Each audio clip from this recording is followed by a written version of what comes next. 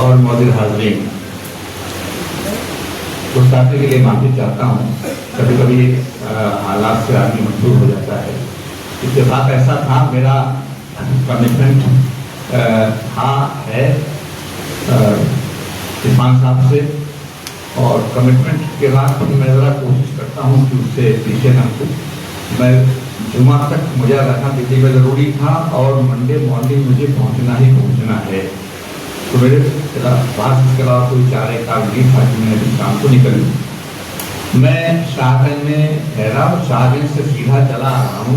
Abdullah advocate साहब ने, वकील साहब, हम लोग साथ में अपने घर के पास से गुजरा, लेकिन घर नहीं गया। वापसी में भी घर नहीं जा पाऊँगा। आई डायरेक्टली मैं इरफान साहब वाला बात पेश करना चाहता हूँ उनकी इस किताब के लिए। उन्होंने शोरा के कलाम, मैं समझता हूँ 5, 7 या 8 थे जो उन्होंने उनके पास उस वक्त तक रहे वो मुझे। लेकिन अब तो स्कूल में कंप्यूटर वगैरह का मामला बड़ा गड़बड़ चलता है, तो बच्चे 18-20 साल के ऑपरेट करते हैं, 12 साल के, 10 साल के भी ऑपरेट करते हैं, तो 5 साल वाला भी आकर के ऑपरेट करने लगता है। तो खत्म कहीं इधर से उधर कर गए और वो 5-7 जो भी चले गए। तो मैं उसको भी देख नहीं पाया। तो मैंने कहा चलो देखता हूँ। तो अभी किताब तो मेरे सामने आई। किताब को मैंने उल्टा पलटा, कुछ उसमें से पढ़ा लिखा कुछ नहीं, मौका नहीं है। कुछ शोरा ने अपने कलाम पेश किए तो मुझे पसंद भी आए, अच्छा लगा। रुबाब जौनपुरी का नहीं, रुबाब जौनपुरी, रुबाब जौनपुरी, यस, रुबाब जौनपुरी के कलाम किसी ने पेश किया था। तो बहुत पुरानी बात है, लेकिन पेश किया गया 100 साल बाद। तो बहुत अच्छा कलाम मुझे पसंद आया। जौनपुर मेरा वतन है और वो अब्दुल्ला साहब की बात आई। अब्दुल्ला साहब हम दोनों एक राय के हैं इस मामले में, मिजाज के, कि गुर्बत में हो अगर रहता है दिल वतन में, समझो वही हमें भी दिल हो जहाँ हमारा। तो उसी ख्याल के हैं, मेरी उनकी मुलाकात होती रहती है। मशहूर शहर शाहगंज का मामला है और फिर मिला के जौनपुर का मामला है। जौनपुर क्या है अब इसमें मेरे ख्याल में जब तमाम रस्में हैं तो वो भी शामिल होगी। तो मुझे याद है कुछ उसके बंद। अब मैं देखता हूँ कि अब जब मैं इसको पढ़ूंगा अभी किताब में पहुंचने के बाद दिल्ली, तो देखता हूँ कि मुझे कौन सा पसंद आता है, और फिर हो सकता है कि उसी शायर की मौजूदगी में मैं यहाँ उसका कलाम पेश करूँ और पढ़ूँ जब कोई मौका आए। तो मौलाना शफी लखनवी की जो नज़्म है उसके कुछ बंद मुझे याद नहीं। जौनपुर, जौनपुर मुल्क सुल्तान आदिल शेर शाह, तेरे आसारे कदीमा तेरी अजमत के गवाह, कह रहा है किले शाही बहाल तबाह, मुद्दतों तक हिंद की घूमती रहने कफगाह। और ये समझने का शेर है कि एक गाफिल कौम की खोई हुई अजमत है हम, हमसे इबरत का सबक लो न देखकर, हमसे इबरत का सबक लो। जौनपुर और बाबे इल्मो खुद के दारुल कहते थे शिराज हिंद तुझको, कहते थे शिराज हिंद अक्सर तुझे अहले शुरूर, तुझ थे शाहान शर्तों के इमारतों कसूर, खुद तेरी तारीख आबादी है शहर जौनपुर, क्या हुए गामो दर, सब हो गए जेरो जबर, नाम तक में है तेरे रंगे रंगों का असर। ये रोशन महल, ये जो हम्माम वेला थे, उसको देखिए तो शेर के माने समझ जाएंगे। मौलाना मंत्री के कब देखिए वहां पर जाकर के, ये जो तमाम बहुत सारे मजार यहाँ पर मिलते हैं जफराबाद में, जौनपुर के इलाके में, उससे ऐ मोहम्मद शाह चूना की मुकम्मल यादगार, ऐ मोहम्मद शाह चूना की मुकम्मल यादगार, क्या हुए वो फूल जिससे इस चमन की बहार, आह तेरे मशाहिर इंतखाबे रोजगार, तेरी मिट्टी आज तक है जिसके गम में सोहवार, मिट गए यूं मदफनों का भी निशान मिलता है। एक यूसुफ कारमा का कारमा मिला। मैं देखता हूँ कि मुझे इसको पसंद आती है और मैं क्या से अशआर को याद करता हूँ, या पसंद आते हैं अशआर तो अपने आप याद हो जाते हैं। ये मुबारकबाद के मुस्तक हैं इरफान जौनपुरी साहब। और अभी जो बात कही जा रही थी कि गूगल का इस्तेमाल किया कि गूगल है जौनपुर की हिस्ट्री के ताल्लुक से, तो इसमें कोई दो राय नहीं। लेकिन कभी कभी गूगल भी गड़बड़ कर देता है। और गूगल पे हम रास्ता पूछ रहे थे किसी से, मैं तो 100 बार पूछता हूँ, तो हमारे दोस्त से कहते गूगल को लगा दिया, गूगल पहुंचाएगा। तो गूगल ने पहुंचाया तो सही, मगर गेट था उस तरफ और 5 एकड़ 7 एकड़ का रकबा था और खड़ा किया पीछे की तरफ। मैंने कहा दीवार से कहां टकरा दिया ना के बाद, यहाँ तो कुछ नहीं, तो पता चले तो उधर है, तो गए नहीं। अब मैं ये बात क्यों कह रहा हूं कि इरफान जौनपुरी साहब, इसमें कोई तोड़ा नहीं गूगल है, तो मैंने गूगल से सवाल किया, तो आजकल एआई आ गया है उसका बाद, तो गूगल से मैंने सवाल किया और गालमन ये हाजी जाउद्दीन साहब भी रहने वाला याद होगा, भट्टू वाला थे, अब्दुल्ला एडवोकेट यहाँ बैठे हुए हैं। हमने ये कहा कि मैं आज तक समझ नहीं पाया हूं और मैं सर्कमस्टेंशियल एविडेंस जो होती है उसको भी पढ़ा नहीं पढ़ा होगा।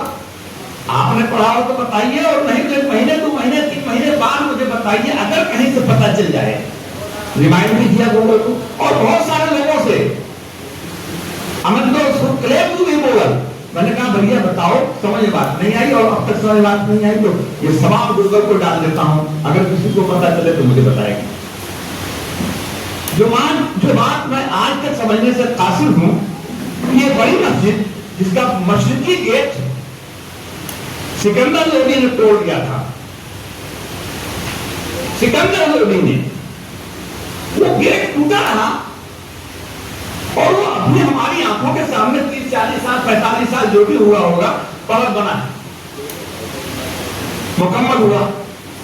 ये 600 साल तक, 550 साल तक ये दुनिया के हुक्मरान आए, सिकंदर लोधी हारा और इब्राहिम लोधी हारा। बादशाह तो हिंदुस्तान का वो भी था, सिकंदर लोधी तोड़ के गया था, बनवा देता की गलती हो गई, इब्राहिम लोधी बनवा देता।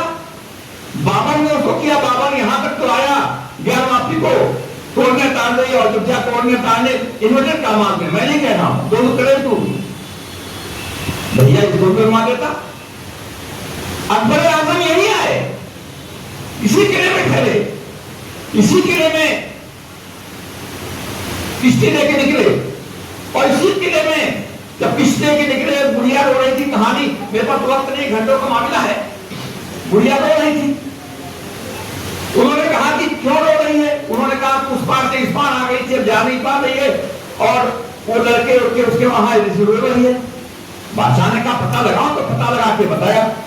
बादशाह ने कमेंट किया कि शाह ने शर्त किया कि हुकूमत बेहतरीन तो क्या रही, अरे ये पुल नहीं बनवा सके, पुल बनना चाहिए।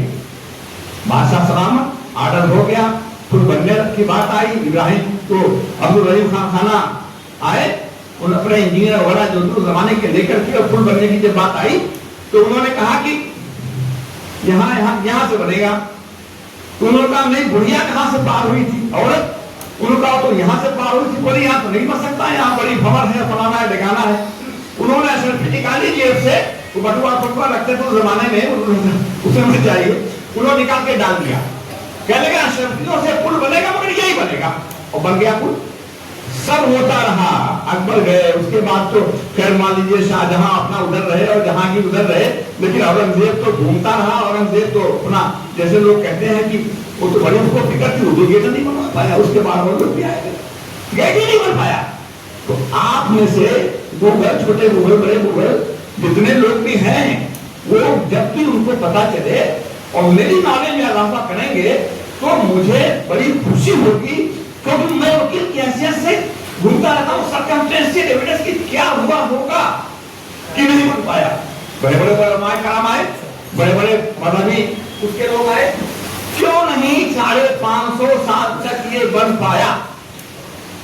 1394 में जौनपुर में शर्की हुकूमत बनी और 1479 तक, एक सारा बना के पीछे माफी चाहूंगा, 85 साल तक बाबू शासक की, ऊंचा शासक की ये लोग रहे।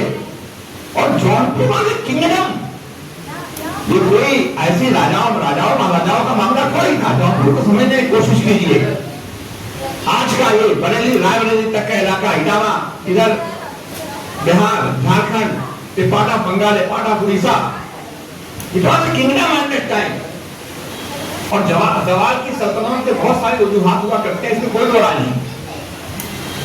लेकिन जो एक वजह बनी वो वजह यह भी थी कि दिल्ली पर हुकूमत करने का ख्याल आया।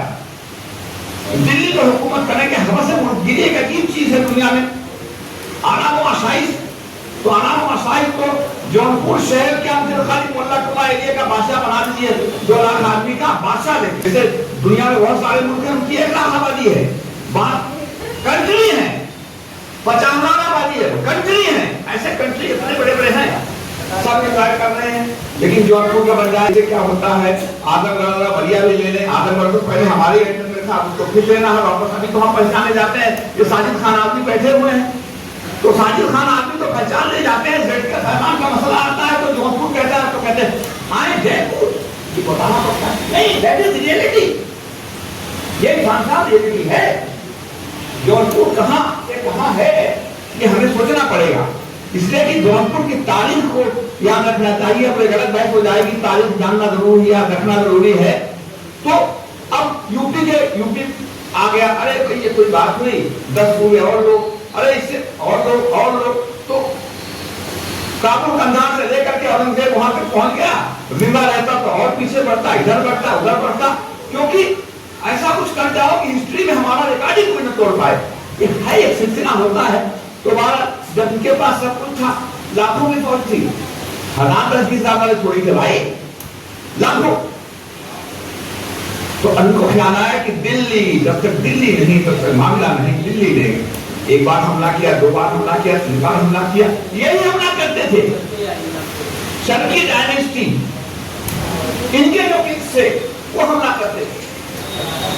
दिल्ली ने कभी हमला नहीं किया। सिकंदर लोदी तो जब रिट्रीट किया है इन्होंने, और जब वहां आया है, इनको हटाया, गवर्नर बैठाया अपना, तो उधर से बोल गए। इनके जो शाहजहां थे भाग करके चले गए थे, वो लौट करके आया और पता कर लिया यहाँ पर, गवर्नर को मार दिया। वो आगे पहुंचा, पीछे सरकाना पहुंचा, सवारी करता हुआ कि सरकार गवर्नर को बैठा कर आए थे, गवर्नर को मार दिया, मामला काम खत्म हो गया। तब उसको गुस्सा आया, होती है लिमिट, पूरी फौज इकट्ठा की। यहाँ सल्तनत जो है गड़बड़ हो चुकी थी, शहजादे आपस में मारकाट में लगे हुए थे, मारे भी गए थे। चुनाव जब आया उसने तब उसको तहस कर दिया। रोशन है कैसा, हमाम का इलाका कैसा, उसने सिपाह भागी होगी, मस्जिद में छुपी होगी, ये मैं कह रहा हूँ। और उसके बाद उन्होंने कहा छोड़ दो, ये तो हवस से मुल्कगिरी का मामला है ना, गाय का मजाक, ये सब चीजें वो लंबी कहानी है, वो तो फिर लड़का बहस चल जाएगी। आपने उर्दू में किताब निकाली, आपने कहा कि हिंदी कवियों की भी है, तो मुझे पता नहीं कि उसका शामिल किया है आपने कि नहीं तो फिर उर्दू में निकालिए आप। हाँ, इसका हिंदी कर रहे हैं। लेकिन जब मैं हिंदी की बात करता हूँ तो एक बात बता दूं आपको, मैं उन लोगों से बिल्कुल इत्तेफाक नहीं करता जो कहते हैं कि उर्दू को जिंदा रखने के लिए देवनागरी रस्म खत में लिखिए। आपने अगर उसको देवनागरी रस्म खत में लिखा तो दैट इज नो मोर उर्दू खत्म हो गई। ये दिल को बहलाने का ख्याल है। हमारा दानिश्वर तबका जो है ये बहुत इस पर जोर देता है। उर्दू नामालूम है तबका, उर्दू को बचाने का तरीका हिंदी में लिखिए, तो उर्दू तो बची हुई जो हम बोल रहे हैं, इतनी देर से मैं बोल रहा हूं, ये क्या है? ये हिंदी है, अगर इधर से लिख दिया, ये उर्दू है, इधर से लिख दिया। और मैं इसका डिबेट करना चाहता हूं, ये मौका नहीं है। कभी इस सब पॉइंट पे सेमिनार सिंपोजियम होना तब मजा आता है, बोलने में, तो सुनने में और कहने में। एक पॉइंट है, उसके आपको बोलना है। इसलिए इस सब मैं खाली पॉइंट्स दिखा रहा हूं, मुझे भागना है। अब जौनपुर की तारीख भी याद रखनी है और उर्दू की मेरी किताब का इजरा है, उर्दू के ताल्लुक से अपने मुफ्तिनों को भी याद रखना है। हम नहीं याद रखते।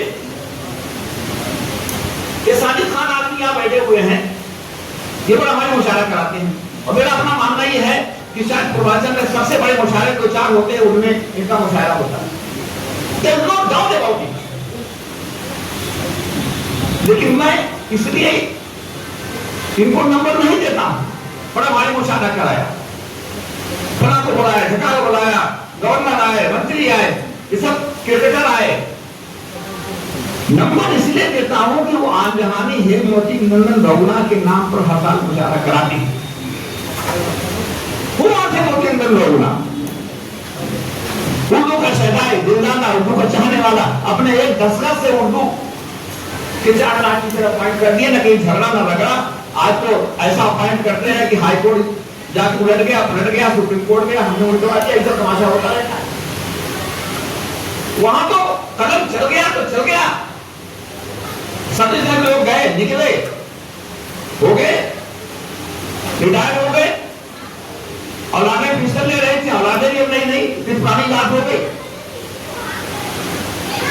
मैं इसलिए बात कह रहा हूं कि उर्दू के ताल्लुक से जो अपने जिन लोगों ने काम किया हमको याद रखना चाहिए। और यह बात मैं कह रहा हूं तो मैं सवाल करता हूं पूरा, और परसेंटेज निकालनी पड़ेगी तो बड़ी मुश्किल हो जाएगी। जय बहादुर कौन था जिसने उर्दू के लिए जान दिया? पंडित देवव्रत पांडे हुआ थी, वो एमएलए था। 1967 में जब उर्दू को दूसरी सरकार की जबान बनाने का मुतालबा शुरू हुआ, 1967 में, तो पंडित देवनारायण पांडे जो थे, देवनारायण पांडे, तो पूरे यूपी में आंदोलन चल रहा था। कानपुर में उस जमाने में व्रत का बड़ा रवाज था, व्रत मेरा ये वो, आजकल तो थोड़ा ठंडा हो गया है मामला। उस पे बैठे थे एंटीटाइड, उर्दू के काज के लिए उसकी डेथ हुई। ये उर्दू का तबका है यहाँ पर, और हायर मिलिट्री है, इजाजत में तो हायर मिलिट्री है। नाम याद है किसी को? जय नारायण, सॉरी, जय बहादुर घोसी से मेंबर पार्लियामेंट थे, घोसी से मेंबर पार्लियामेंट, लखनऊ असेंबली के सामने असेंबली मनन पर बैठे थे, रिटाइड मेंबर ऑफ पार्लियामेंट था। मुसलमान ने जो रोल प्ले नहीं किया, मैं उसको दूसरे गाइड हो जाएगी। आप जिस अंदाज में टोकते हैं वो अंदाज नहीं टोकता, मैं मुझ पहलू देखता हूं। छोड़िए, किन तो उसका नाम मालूम है, उर्दू के तरह के नाम जो तमाम हो रहा है तस्वीर लगी हुई। हैदराबाद में मेरी जानकारी में वहां पर उर्दू अकेडमी ने तस्वीर उसकी लगा रखी है कि कौन आदमी था। यहाँ पे तो नहीं है। तो सरकार तो अब आई है जो कहती है नो उर्दू नथिंग डूइंग, ये तो अब आई है ना। आज की तारीख में जब मैं बात कर रहा हूं तो उर्दू उत्तर प्रदेश की दूसरी सरकारी जबान है, और कॉन्स्टिट्यूशन बेंच ने उसको अपडेट किया है। जब उर्दू को दूसरी सरकारी जबान का देने का मामला आया और नारायण दत्त तिवारी की सरकार थी, तो एक ऑर्डिनेंस ले आई। 1982 6 महीने तक चलता ऑर्डिनेंस लैप्स कर गया, दूसरा ऑर्डिनेंस आया, उसको चैलेंज कर दिया हिंदी साहित्य सम्मेलन ने, कोर्ट में चला गया। हाई कोर्ट ने फैसला दिया कि नहीं, ऑर्डिनेंस सही, उर्दू सरकारी जबान बन सकती है। दोनों ने अपने रीजनिंग अलग देखा, तो छोड़िए लीगल बात, तुम्हें तो फिर मुझे घंटों भर चाहिए बोलने के लिए। फिर असेंबली से पास किया जनवरी 1989, यस, चैलेंज कर दिया। चला मुकदमा, और लड़ते 25 साल के बाद 4 नवंबर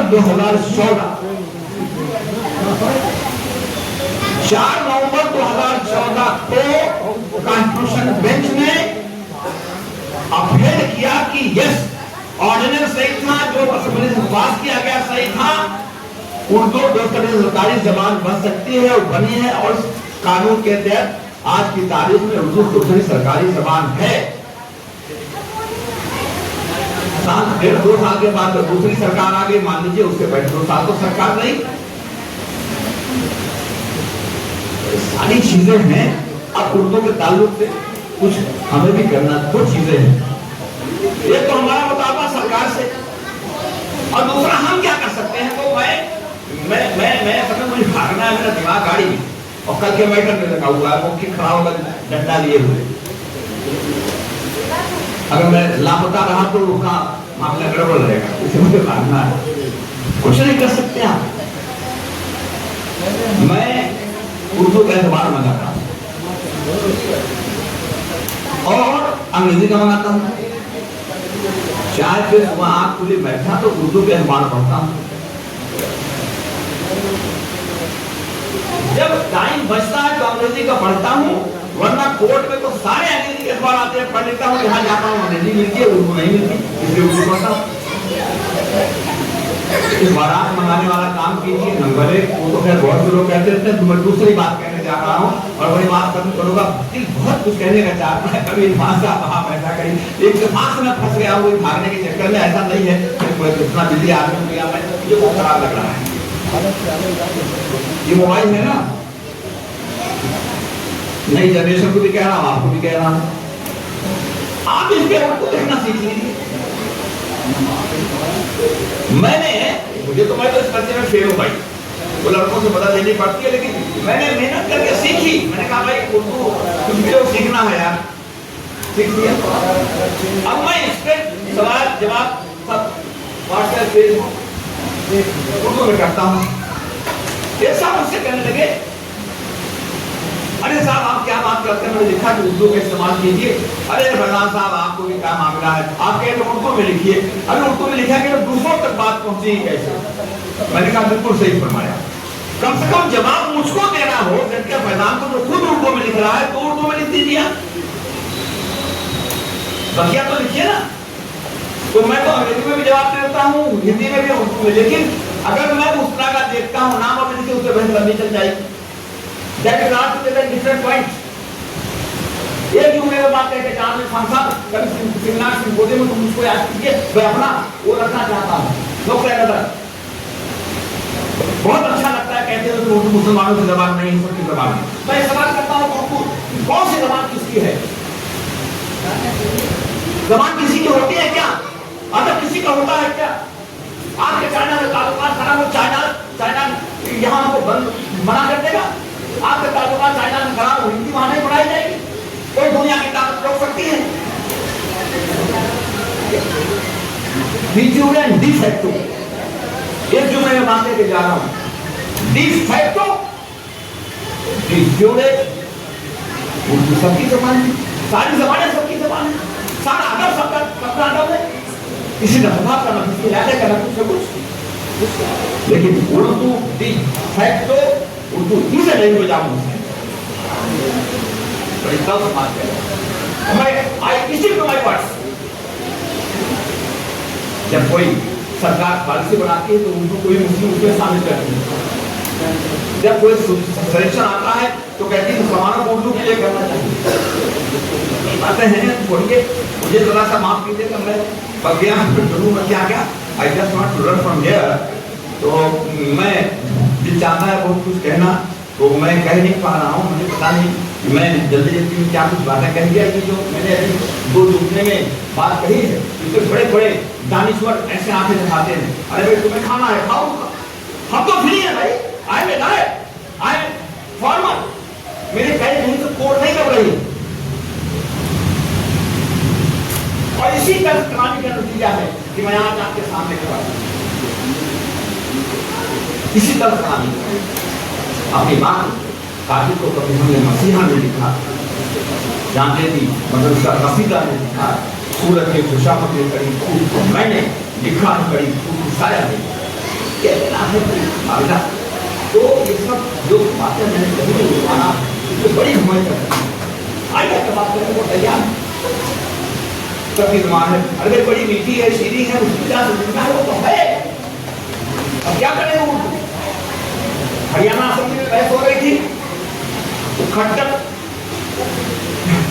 जो साबित वजीर आला थे, उल्टा साबित थे, खट्टर आ गए थे। खट्टर ने खेल पड़ा, हुड्डा ने जवाब दिया, खट्टर ने फिर जवाब दिया, हुड्डा ने फिर जवाब दिया। मैं वो कटी रखी 7 मरतबा आमान हिंदी का इस्तेमाल कर रहा हूँ, उर्दू में बड़ा मामला नहीं वो मैं कभी कभी अल्फाज हिंदी की जो है माने वो जो मतलब होता है कभी वो उर्दू का, तो ये तमाम चीजें हैं, तो उसमें हुई भूमिका कैसे हो गई। अभी जो बहस कर रही थी, अभी जो पार्लियामेंट, इसमें भी उर्दू के साथ कोई बंगाल एक एमपी है, उसने उर्दू को बड़ा अब तो उर्दू है, उसको अपनी जिंदा है, अपनी हिलावत खास और सीरनी की वजह से हर शोले सुखन जारी अगर आपने कहा है, तो अभी तमाम आर्ट्स के बावजूद भी जिंदा है, जारी है, वो चलता रहेगा। मगर मुझे आपकी समाज राशि के लिए माफी चाहता हूँ, मुझे कुछ बात को देखना पड़ रहा है और मैंने पता नहीं किस रफ्त में कैसे कैसे बहुत सारी बातें कहीं कहने की कोशिश की, और कभी फिर हमें का मौका मिलेगा तो मैं स्टेटमेंट से और साथ रखूंगा। और मैं आज के इत्तेफाक से भागने का चक्कर नहीं होगा, और मुझे मैं गया नहीं हूँ, ध्यान न सकूँ, निर्मा होगी बुला मुझे जब चाहो, मैं गया वक्त नहीं हूँ, ध्यान न सकूँ। मैं आपके प्रोग्राम में आया, मुझे बड़ी खुशी हुई और खुशी हो रही है, मगर आते हुए घर के सामने से गुजरूंगा, जाते हुए घर के सामने से गुजरूंगा, तो सबूत आमोश पूरे दास्तान दर्द है, वरना ज़बान रखी है हमारे मुंह में, काबिल सुखन भी है, ये है इंशाअल्लाह तआला से कभी मुलाकात होगी। नबी के गीत को जे रिश्ते मानी रहा करदम, एकाएक टूट के माया पर खामोशी अदा करदम। बहुत बहुत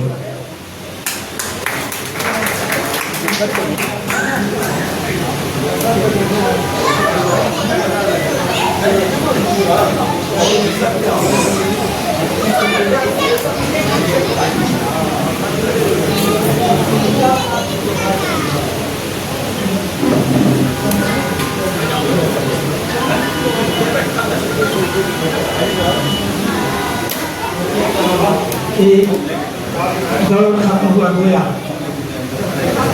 हमारे सर के फैजान साहब, हम लोगों को तमन्ना थी जी भर के सुनने की फैजान साहब को, वो बड़ी उजनक है, उन्होंने बड़ी कीमती और कानून बातें हमारे सामने रखी हैं।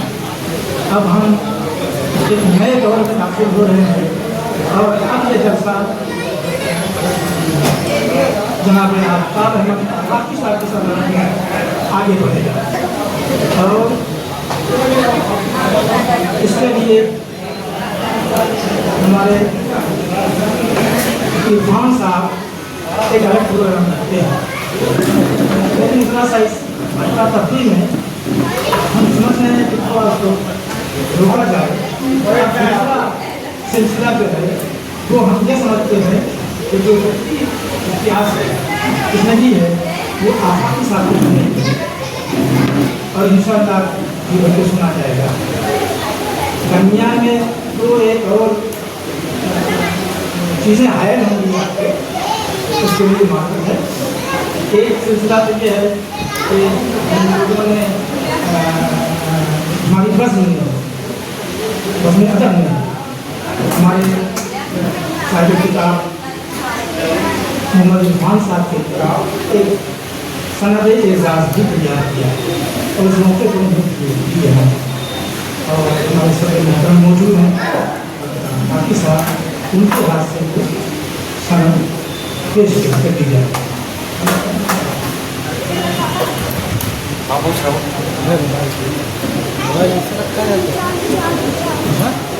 अब ये सिलसिला आगे बढ़ाएंगे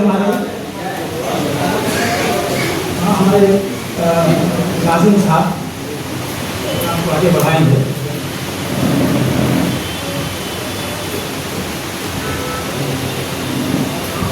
जमातों की जानिब से साहिब किताब मोहम्मद इरफान जौहरी साहब को एक दराज़ी सनद सदर मोहतरम प्रोफेसर आफ्ताब अहमद आफाकी साहब के हाथों पेश की जाएगी।